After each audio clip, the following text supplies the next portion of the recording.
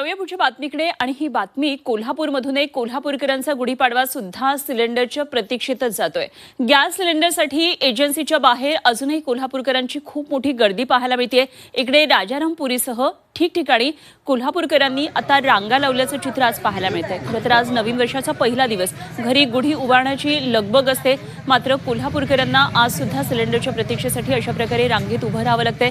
गेल्या काही दिवसांपासून आपण पाहतोय कोल्हापूरमध्ये मोठ्या प्रमाणामध्ये गॅस टंचाई आहे आणि त्यामुळे नागरिकांना दिवस रात्र या रांगांमध्ये पाहायला आपण पाहतोय। मोठ्या प्रमाणामध्ये नागरिक एजन्सीच्या बाहेर सध्या गर्दी करून आहेत। अगदी लहान मुलं सुद्धा रांगेत उभे राहिलेले आपल्याला पाहायला मिळतात। सध्या सगळ्याच राज्यामध्ये सगळ्याच जिल्ह्यांमध्ये अशा प्रकारे गॅसची टंचाई आहे। कोल्हापूरमधून आपल्याला ही दृश्य पाहायला मिळतात।